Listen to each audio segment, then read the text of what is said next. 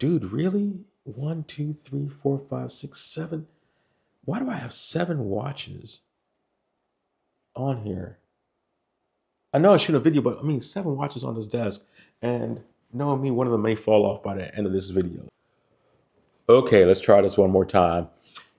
Hey y'all, this is LD. I'm over here once again, coming to you as a non-AI based channel. Here we discuss things like photography, watches, a couple other things. And I just want to thank you for stopping by and visiting. Now, today is a very special day for me.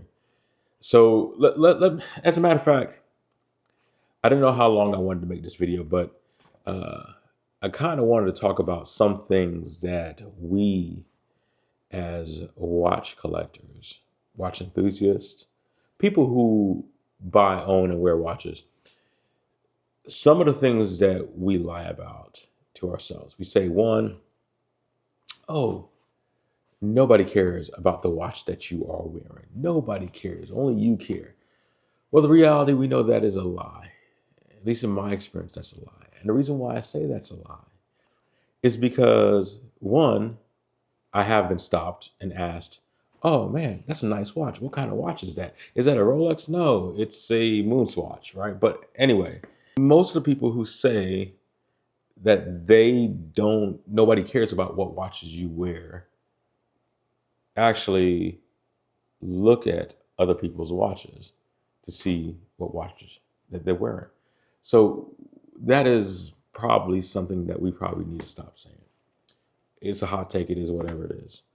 The second thing is that, buy what you love, buy what you wear. Now I will say this: you should buy what you love, you should buy what you wear, what you want to wear. And I'm going to tell you the reason why as I do some housekeeping here, because I just finished shooting another video and I still have things out here. But I'm going to tell you the reason why you should buy what you love, buy what you want to wear, but also don't lie to yourself. If you buy a strap to go with a outfit or a different color strap, you're doing it to communicate. I'm not going to say that you're doing it for your attention. I'm not going to say that you're doing it to, get people to talk to you. But, it could be for comfort, but it's for look, it's for aesthetics. And you're doing it to communicate. There's nothing wrong with that. There is absolutely nothing wrong with that. And don't let people tell you that there's nothing wrong with that. Another thing too is, this is a lie that I think, how can I put it this way?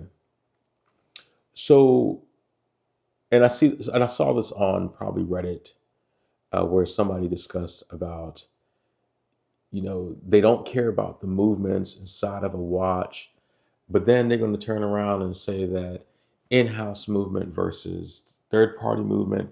Then they're going to turn around and say that, well, Rolex hasn't innovated anything. They make the same born watch. And even though they have an annual calendar that is kind of like nobody else's annual calendar, or the new Dynapost escapement, which is, I mean, the thing about it is this: it's kind of like Toyota. Toyota does a lot of its innovations on the inside of the vehicle, not necessarily on the outside of the vehicle. Same thing with Rolex. I saw something today where, somebody who's a big, and I don't know why we're fans, because this is the same thing in photography. Most of the people who are fans of Canon, Nikon, Sony, Fuji, whatever, well, maybe not Fuji, I'm going to tell you the reason why, but most people who are fans of those cameras, right, have made a choice. Dang, that looks greasy. No, they have made a choice to spend thousands and thousands of dollars on a camera system. And because we've made that choice to spend thousands and thousands of dollars on a camera system, we feel that we are obligated to be a fan of that.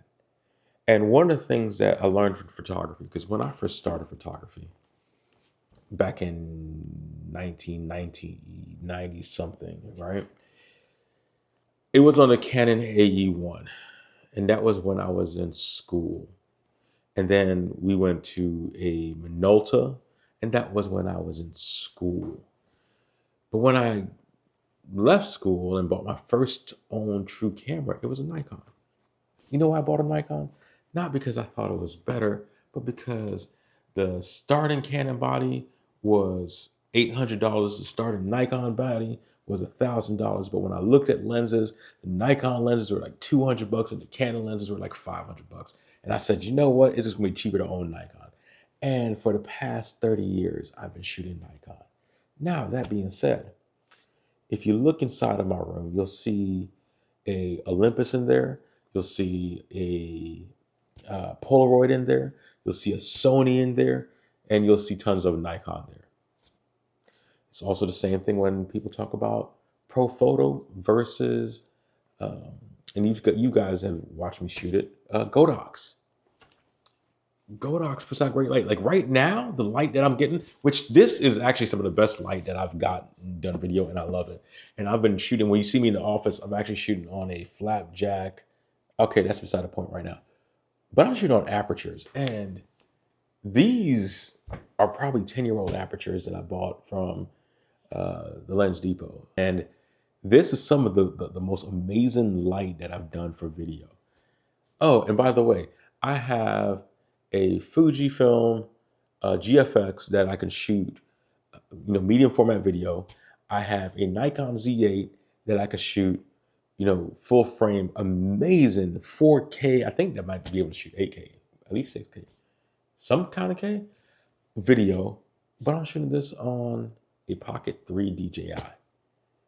Why? Because it's easier. It works. As long as it gets the job done. I don't care if it's Omega, even though I don't, well, unless you count these doohickeys, I don't, and which are swatches, before we start getting into that whole debate, these are swatches. I don't own any Omegas yet because I just haven't bought it. And on my list, with exception of that, what is it, 37.5 Cortina, it's a Seamaster. Yeah, it's a Seamaster. On my list, I don't really have Omegas on my list as it gets shorter and shorter as I learn more and more about watches of what I want. You know what does stay on the list though? A Rolex Day-Date. Like, for what it is, the older I get, the more simpler and simpler. It's like, man, you know what? That's an old man watch, and I like that watch. You know what else is still on the list? A Cartier, right? As a matter of fact, a Cartier Santos has started creeping up on the list of watches that I want. And these are simple watches that as I get older, I want something that's more and more simpler. As I get older, I'm more and more consolidating. I'm not a dive watch fan, and most of you that have probably paid attention know I don't like dive watches, but hey, I got a dive watch here. Mostly the reason why and this is the Timex, and most of you guys can see the Timex. Most of the reason why I like dive watches is not because of the water resistance, even though water resistance come into play. It's because it can get banged around. And as long as I can wear it every day, that matters more.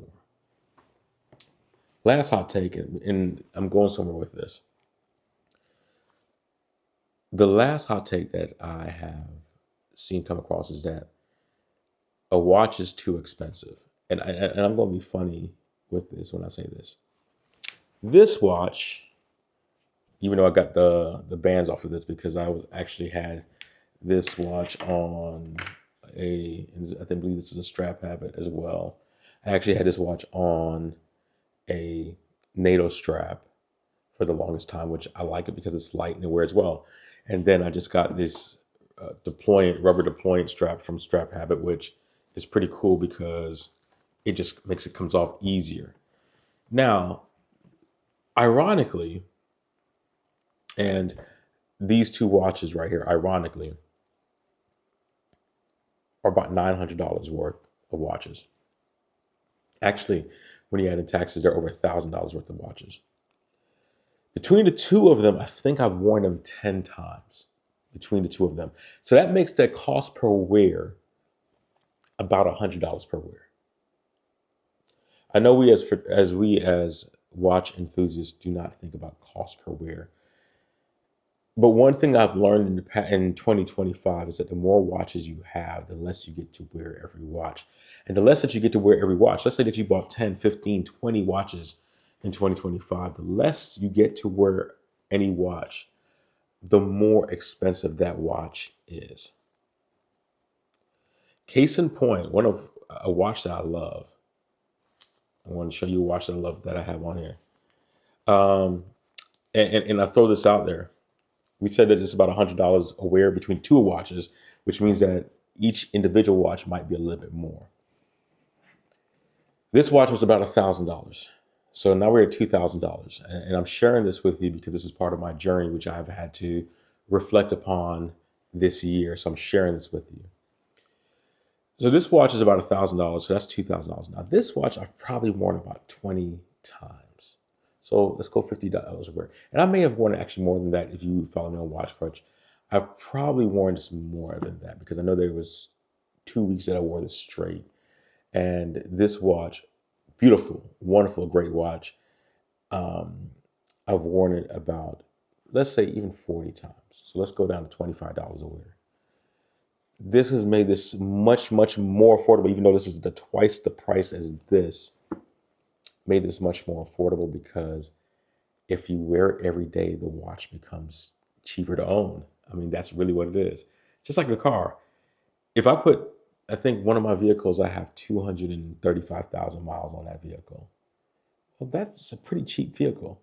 And if I turn around and replace the engine or transmission for $5,000 and then I put another 230,000 miles on it, that is a very cheap vehicle. And that got me to thinking because last week I was watching a video with Doug DeMuro, shout out San Diego, stay classy, and Graham Stephan. And they talked about having a Ford GT.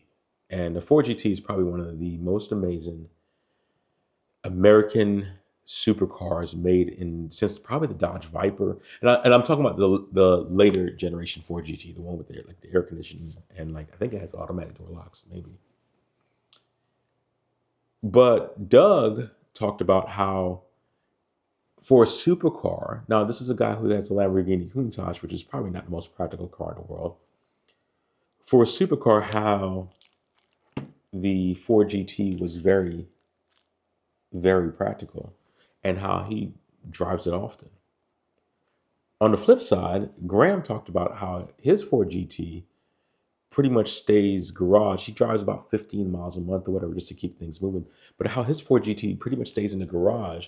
And when I was listening to this, I was actually driving to school last week, had this on my wrist, driving to school last week. And the more shout out Tyree wrist unwound. I cannot say that. I don't know why, but shout out Tyree, who wears this a lot. And like I said, to me, the moment that I stopped criticizing this watch for what it wasn't, and I began to enjoy this watch for what it is, made this watch so much more enjoyable. It did. The moment that I did that, it made it so much more enjoyable. And and I was starting to think about, well, what is it that I like about this watch? Because I've worn this on rubber, I've worn this on everything, and then I'm back to the bracelet. And I was like, what is it that I like about the watch? Is it the bracelet? I don't like butterfly straps. I wished, or butterfly bracelets, but I wish that it had an easy link. But this weekend, I lost a couple more pounds. I guess whatever, my wrist got a little bit looser and it was just draping down there. So this weekend I finally took out a full link and put two half links back in because of the distance. But every time I looked at this watch, I really enjoyed looking at this watch. And I'm like, man, this thing gave me some joy. I enjoy looking at it. It gives me joy. And so that was one of the things I asked myself, do we have watches just like our cars or whatever? Do we enjoy wearing them or do we enjoy looking at them? And can both exist? Can both, be in a great spot? So I ask you that. When you have your watches, do you enjoy them? Do you enjoy looking at them or do you enjoy wearing them or is it both? With the Timex Atelier Marine one, I enjoy wearing it and I actually enjoy looking at it. Something about the lugs that, as they curve down that case, is really, really nice. With my Air King, it's probably the most comfortable watch that I have. I've worn this a little bit more, but not as much as I really want to. And I am getting to the point to where I am considering selling this because as I pare down my collection, I really want people, and it's not so much, I do want to, how can I put it this way? There are watches that are on my list that through my journey, I am now focused on. There are watches on my list that through my journey, I've learned that, hey, it's great to enjoy this watch for a small amount of time and then allow other people to enjoy that watch too. There are watches that I didn't, when I bought them, because I don't sell watches, I didn't think I was going to sell them. And I enjoy wearing them all the time. But there are watches that I'm like, these need to be worn. Uh, if you've been following along, my studio underdog Fierce Mimosa, which I absolutely love. It's cool. Like on a natal strap, it's just a great. I'm looking at it right now off camera. But I wear it once a month, and the challenge is that do I want to sacrifice the studio underdog or this? And this is questions that I have now in my journey. Do I want to sacrifice the studio underdog or this for to get closer to a Cartier Santos titanium or to a Vacheron Overseas or to the Day Date? The Day Date's not coming anytime soon. I'm not that old. But do I want to sacrifice that? I don't know yet. That being said, the second part about this, part of the journey. Last week, got to go to another amazing Red Bar event at a local cigar lounge here. And it's cool because I talked about this on another video. I don't know if by this time will I upload that video yet, but I talked about this on another video, how I got a chance to experience a DB28 XP, a de Bethune. First time actually holding a de Bethune in my hand. I get it. Wanted to beam up Starfleet. I get it. Enjoy it. And I know you guys are wondering why I have these gloves on, and you're about to find out. Part of the reason why, because I was doing some videos, and for whatever reason, fingerprints do show up well on these dang when you take macros. Um, got to experience the Bethune. Went to our Red Bar meetup. Was cool because there was another collector who actually had a Serato. He had the blue one, and we both had it. And it's cool because you got to see other collectors and why they have certain watches. I tell people this, why I stress so much about going to meetups is not so that you get watch envy. That's not what you want. Which why I recommend going to other meetups is that you can see a watch or see a collection of watches and talk to the collectors about why they did a certain watch, what intrigued them about that watch. And that is one of those things that I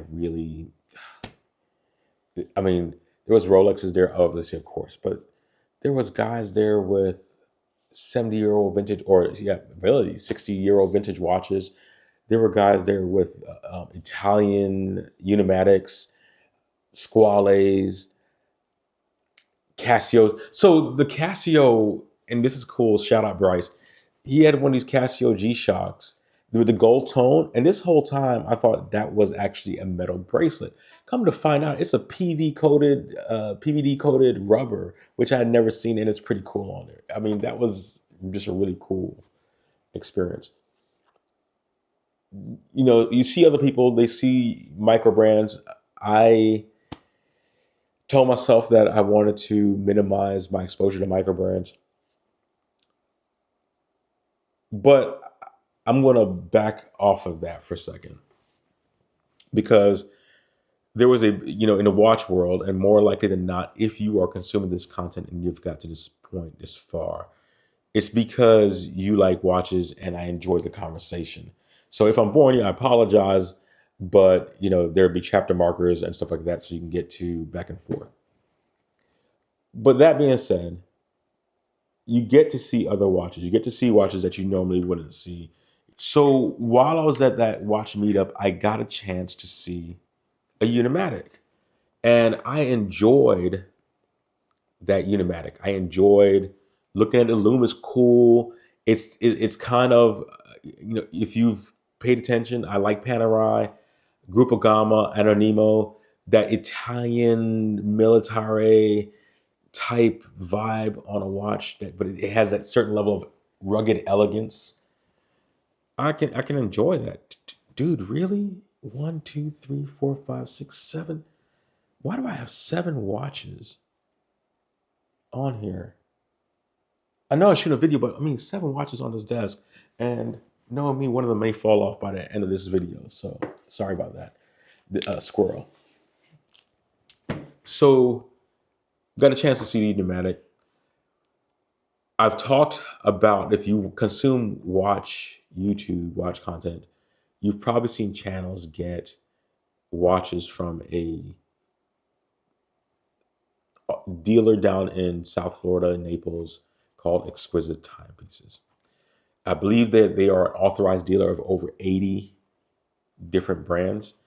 And if you ever get a chance to go to Naples, first of all, Naples has like 3, I think Bob's is down there. I don't think they have 1916, but there's 3 or 4 pretty good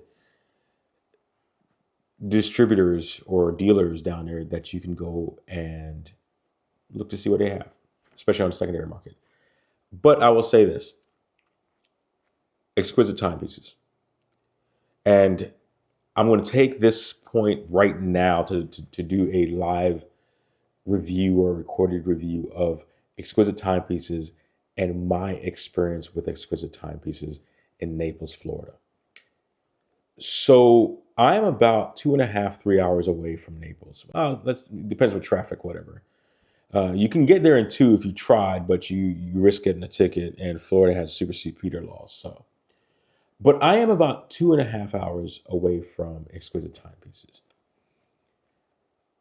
I had to do some work down there, and I said, like, let me go down and drive down there and see the spot. Like, I was like, hey, let me make a day trip. Looked at my, poor planning on my part. Looked on their website, saw that they closed at 5 o'clock. I think it was 5 o'clock. Either 5 or 6, but I think it's 5. Knew that by the time I would get there, it'd be about 4:30, 4:45, but really close to 5 o'clock. Called them, got to their, they have like I think a call center or whatever answering, but called them and said, hey, and I was like at Sarasota by this time. So, I'm like, hey, I'm looking at my GPS. By the time I get down there, it'll be about 15 minutes. Is it worth it for me to come down today and to come see you guys? Spoke to a guy named Ralph. Ralph said, come on down. I'll leave the store open for you. So I got there about 4:35, 4:40. Went in, and up to this point, and this is including, and no shade, but this is including my local 80s. Up to this point, most of my 80s showed me a brand. Exquisite Timepieces.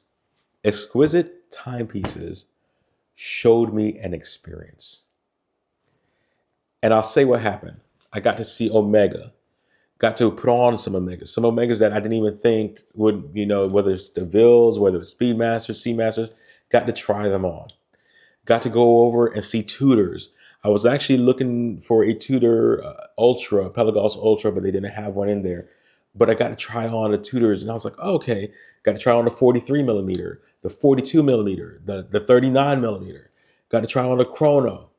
Got to see Glashuta Original, however you pronounce it. I'm sorry, my Deutsch is bad, but Got to see those, got to try them on, got to try on the 70s, the panoramic, the CQ, got to go try on everything because I told him, I said, hey, I'm looking for watches for my 50th. And this is part of the journey. I know there's going to be the most amount of money that I've spent probably ever at this point, even more than my wedding or whatnot. And I knew that I was going to be looking for a special timepiece to mark that milestone. I went in there. They were the only one that was a authorized dealer of Parmigiani Fleurier. I think they had Moses down there. I think that they had Resonance down there. And I got to go through all these different watch brands, including Hublot. I got to go through all these different watch brands that I normally wouldn't have gotten a chance to put hands on. And I'll say this: there's a lot of really straightforward guys. I talk to them all the time, and if a watch is trash, they more likely than not won't review the watch. They'll review it, but they more likely won't post it because it's a business. You still have to get people to come through. The one thing that you have here, though, is that I am not AI. If I have a great experience, I will tell you I had a great experience. If I had a trash experience, I will tell you I had a trash experience. And right now, I will tell you this: Exquisite Timepiece gave me a great experience. I went back there down after in September after coming from a cruise. I said, "Hey, let's stop over there," and I got to go see their pre-owned side. Ralph Gate walked me through that, gave me some good experience. Got to try on some watches that I would later try on in New York at Watch Week, and to kind of keep, how can I put it this way, the memory alive of what watches I may like and may not like, and as I start crossing things off the list, because once you get bitten by this bug, by this drug, by this addiction, there's going to be way more watches you like looking at, and you'll tell yourself lies to justify certain watches. You will tell yourself lies that Omega sucks, Rolex is the best, and Hublot is trash. You will tell yourself those lies. But you've never worn an Omega, you've never worn a Rolex, and you've never worn an Hublot, or actually went there to experience, well, what's the hype about? Why do they like Daytonas? I'm not a Daytona fan. I'm not a chronograph fan. The last chronograph, besides these don't count. The last chronograph I bought was back in 2003, right? That's the last chronograph I bought. And, but man, I almost walked out with a Longines chronograph. Put that on my wrist when I was down there. I was like, ooh, this is great. But I'm waiting. I was waiting for my Air King at the time, so I wasn't buying anything. But my experience with Exquisite was so good. I knew I had to buy, I knew I was going to buy something from them, but I just don't know what. Their website is very, very well laid out. You can go shop by brand, you can shop by price range, you can shop by different things. They update their website with great pictures every I think every week or at least weekly they do this. And what I like, they even tell you when they have something coming soon. They've invited me down to events down there in Naples. I've gone, had a great time. So I would tell you this: if you're in the Naples area, or you're planning a trip down to South Florida, even if you're down in Miami, they're about 2 hours away from Miami. Straight shot, almost 2 hours straight due west of Miami. Check them out. Go see Ralph. Check them out. They do a great job. Now, I've spent a half hour rambling on this thing, and you're still wondering why I have gloves. And like I said, I told you about Exquisite. They had a watch. Saturday, I went on, did my red bar. It was great. Sunday, I'm scrolling, shouldn't be scrolling because I've been on Chat GPT going through my watch plan on how I'm going to take over the world. You guys know you be doing it. You know you be on Chat GPT. You know you're going back on there. And just going through, talked to a guy last week, shout out Milos, right? Jorn Collector. We were sitting on there trying to do a strategy. And Sunday morning, I'm and I go to Exquisite Timepieces and I look on there and going through searching, and they had a Unimatic on it. It caught my eye, all black. It was great. It was wonderful, right? And the price was tempting. It was tempting.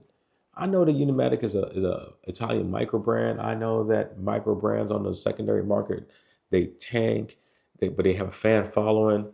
But I've always been intrigued. Then I went looking for reviews for this watch, and I couldn't find any really good reviews. When I say good, I'm not talking about good as in favorable. I'm talking about there was none on the platform. So, I will probably record this video out now and then recut this video for review for the unboxing, because I think if this watch is great, it needs to be reviewed. And if it's trash, I understand why there's no reviews. But my Exquisite. So I go on there. I think I want to get this watch. I text Ralph. So this is great by why you should find a dealer, no matter where you're at in your watch journey. Find a dealer that you can trust and that you can have communicate. And when you're ready to make purchases, they can help you guide you. That dealer should be more of a Sherpa than a salesperson. Most of us on Watch YouTube are salespeople, and we are trying to sell you something. I'm not trying to sell you anything because I have nothing for sale. But I'm just saying most of us to be inclusive. Ralph has texted me. He has sent me certain things. And I know that's a salesperson. You always got to keep touch. You always got to make sure that you test the temperature of the buyers. Once I got the Rolex, my Rolex 80, and what's cool with my Rolex 80 is that one of the guys I met at the watch meetup, he got his first Rolex from the same person I got my first Rolex from. And I sent her a picture of like, hey, we're out together with shots. But Sunday morning, I texted Ralph and I said, hey, do you have any information about this? Is this watch for sale? Because it was on there, but it said that something that it may have been sold already. I don't know, or it's on hold or reserved or whatever. I said, do you have this watch for sale? He goes, yeah, it's still available. I was like, okay. Well, I'm willing to buy it if you're willing to sell it. This is on a Sunday. I'm texting them. I'm not expecting them because they're closed on Sundays. So I'm not expecting them to write me back or hit me up until effectively, I want to say Monday. He hits me back about Sunday. So this is customer service. And this is what gets you sales, right? So he hits me back on Sunday and I do the paperwork, make the payment. Once I do the paperwork and make the payment, he says, I got you. Yesterday, so today is Tuesday that I'm recording this. Yesterday, they sent out the slip to notify you that FedEx has got it. And it showed up today, signed. So I had to require the signature, so somebody to be here, signed, and I got it. Now, so let's unbox this right now and see what we got going on. Because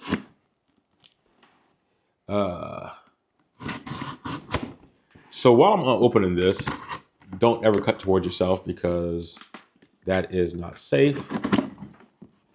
Always cut away, cut away, cut away. Now, for those of you that do have a relationship with an AD, wow, this is actually on there pretty good.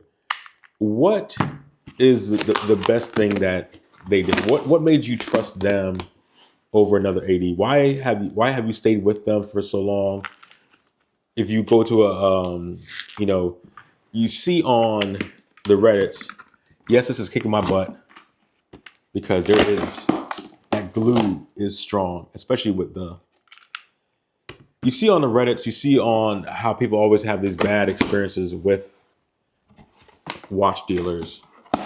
So wow, I'm impressed.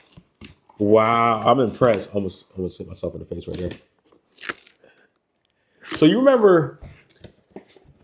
remember when there used to be a commercial for like some like I don't want to use some cellophane wrapping, right, that you can wrap your food with, and it's like, if you ain't got the cling, then you ain't got the zing. do rap, do rap, do rap, do rap, do rap, where you can go like that ain't going nowhere. That is okay. Let's see. So that ain't going. I mean, it's going nowhere. This is cool. Excuse the noise. Excuse the noise on the mic. This is this. So for you guys, so most times I pick up my watches by myself, and I thought I was doing a great job rapping. This is freaking. Oh, that's next level. That is people who rap watches all the time. But I'm not gonna fight with this plastic. So here we have. This is pretty cool. All right, so that's the Unimatic.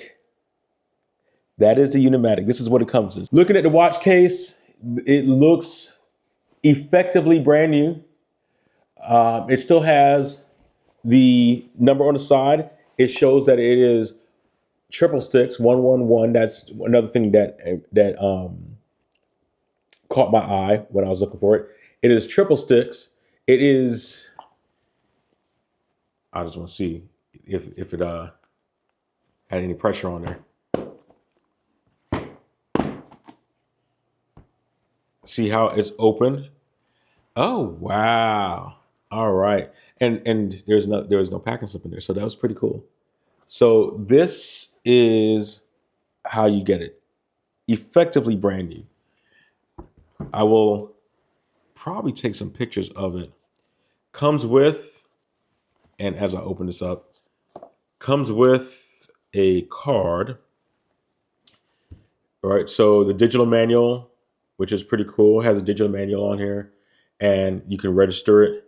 It has the warranty card, which is registered, obviously, to the warranty card right there. It has, let's see, I don't know if another watch goes here. It does come with the foam. It comes with a, this seems like a nylon.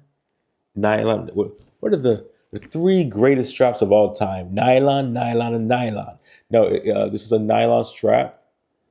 It looks like it would. So the pin goes through there. I don't know if it's a screw down, so we'll see. This is a 38, I want to say it's 38 and a half millimeter case. Wow, this thing has some serious, for something like this thing has some serious weight. That thing has some serious weight to it. It has 300 meters of water resistance. This leather strap, and I'm telling you this as I open this, this is pretty cool. I'm still tripping because this case is pretty cool. You know, you can carry two watches. And I don't think there was another watch in there because there could have been, but at least there was never a watch on this pillow because the imprint is on the other pillow. For those of you that's had Unimatics, am I missing anything? I like the wrapping. So what's cool about this, and excuse me while I put my glasses on, what's cool about this is that they used to come with an app. I want to say an NH35, an NH35 movement inside of it. Seiko, robust. Now this one has a Salida SW200. I want to say a movement in there. And as soon as I started shaking it up, the needle has come alive, and you probably can see. Let's see if it does that. You can see it moving. And let's see.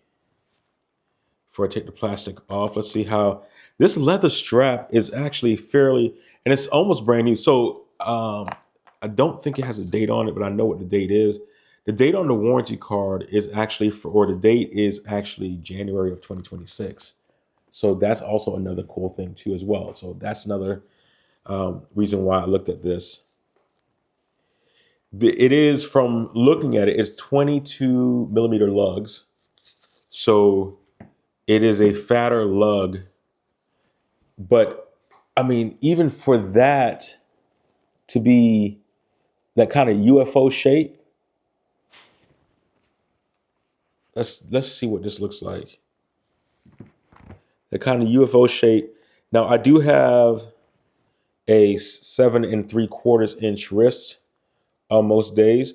So 38 is usually, to me, 38 is doable.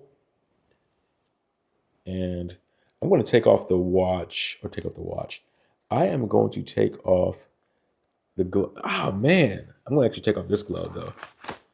This, I'm going to take off both gloves, but this is fairly, I mean, it looks small because it's black.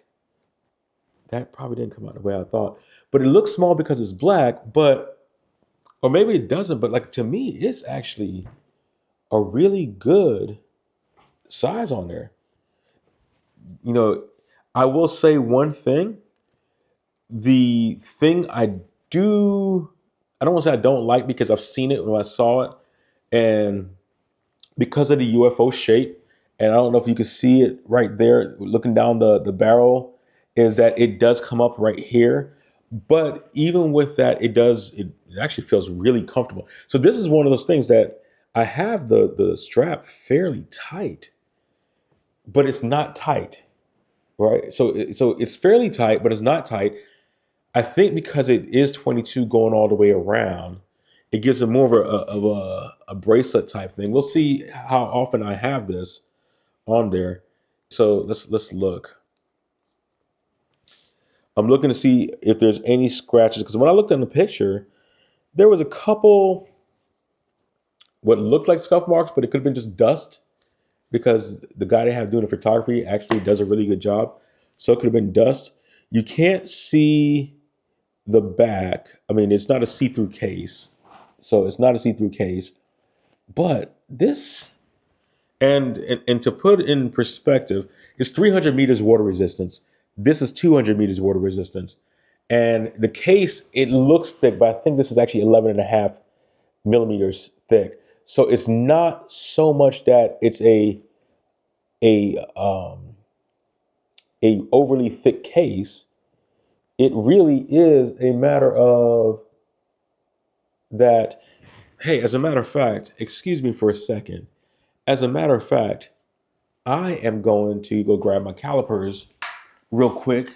And so I shall see how thick you are.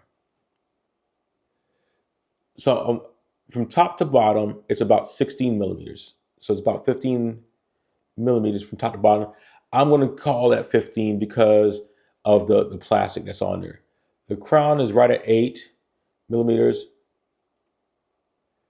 and the mid case is 11.36, which is funny because the if you go on Unimatic's website, without the dome, it has it at 11 and a half, or 11, actually 11.38, 11 and a half millimeters without the dome.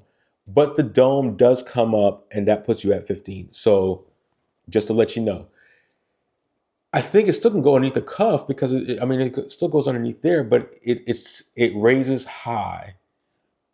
I wish I had a dress shirt on. I don't know if this is calfskin leather. It feels very, very rigid. It feels very, very strong, very, very good. And I'm saying very, very a lot. Let's see, including the case is about 38 millimeters, including the crown is 42, 47 and a half lug to lug, and we already know it's 22 on there. So it's, man, this. So first impressions, I like it. I think this would actually be great. Uh, I think for my first, online experience from Exquisite. So this is actually outside of the majors like Timex or Citizen, or this is the first time I'm actually buying a dealer online, and they have set a bar and they have set a standard. So like I said, this has been a long video, but I appreciate you watching up to this point. I know I may have lost you, but I appreciate you watching to this point. But if you have any questions on this watch or any other watches that I have, and feel free to ask. Leave it in the comments, and I look forward to talking to you. Until the next time, like a fat kid in dodgeball, I'm out.